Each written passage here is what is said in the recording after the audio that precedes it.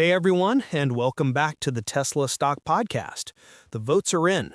Elon Musk got his trillion-dollar pay package approved, a massive mandate from shareholders to pursue the AI and robotics future.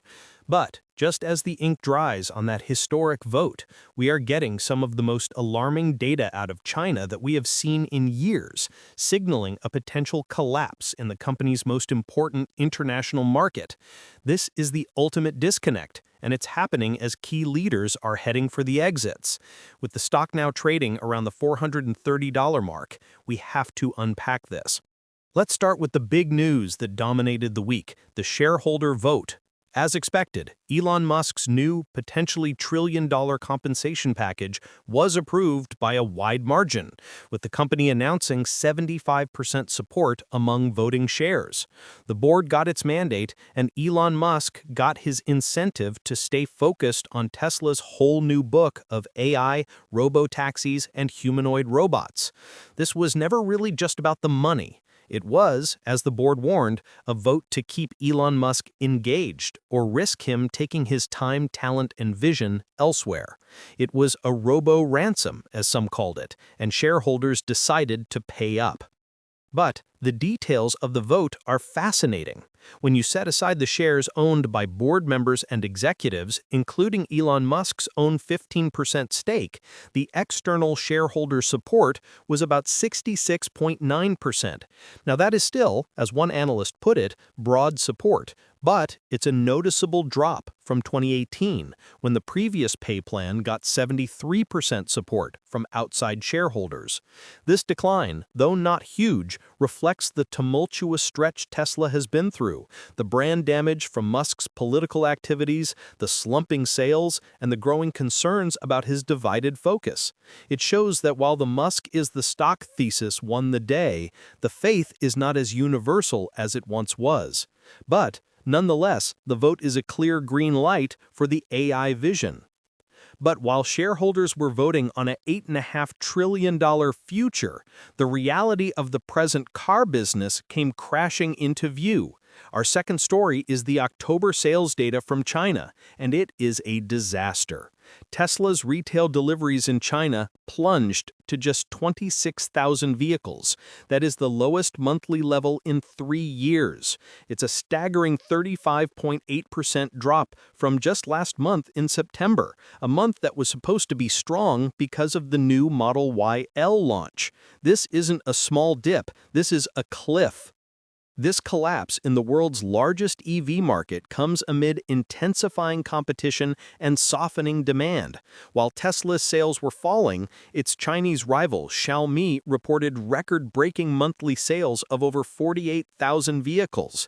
This is the nightmare scenario for Tesla. The competition isn't just catching up. In a key month, it's dramatically outselling them.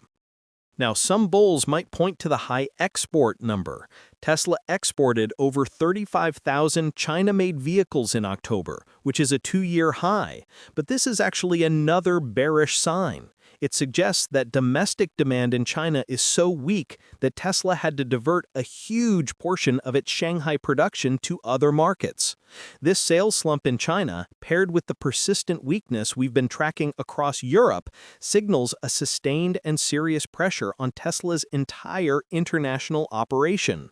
And as if a sales collapse in your most important market wasn't bad enough, it's happening at the exact same time as a worrying leadership exodus.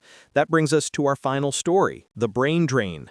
This week, we got confirmation of 2 major high-level departures from the company's core automotive programs.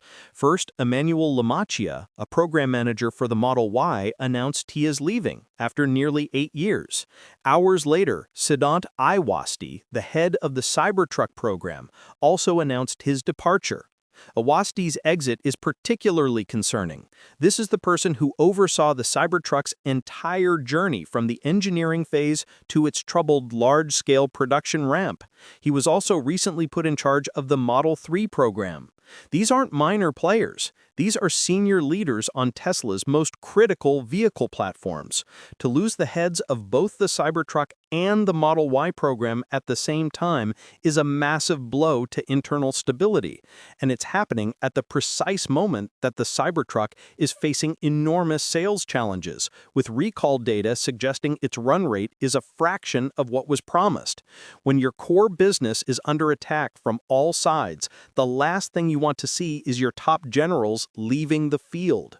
So, let's pull this all together. In a single week, Tesla shareholders have given a resounding yes to a trillion-dollar AI-driven future, effectively green-lighting the pivot away from being just a car company.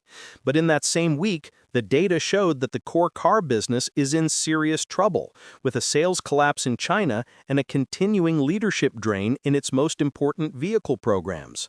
This is the ultimate disconnect. The stock is being valued on a 2035 vision, while the 2025 reality of the car business is looking increasingly grim. This brings me to my question for you. Now that the pay package is approved and the AI vision is the official mandate, how much did these car sales numbers even matter anymore? Are you, as an investor, completely focused on the long-term AI and robotics story, and do you see this China data as just irrelevant short-term noise?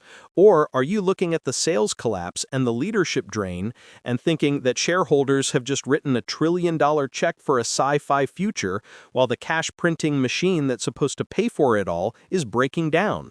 Let me know your thoughts in the comments below. As always, if you found this breakdown valuable, please hit that like button, subscribe to the Tesla Stock Podcast, and be sure to turn on notifications so you never miss an update. Thanks for listening, and we'll see you next time.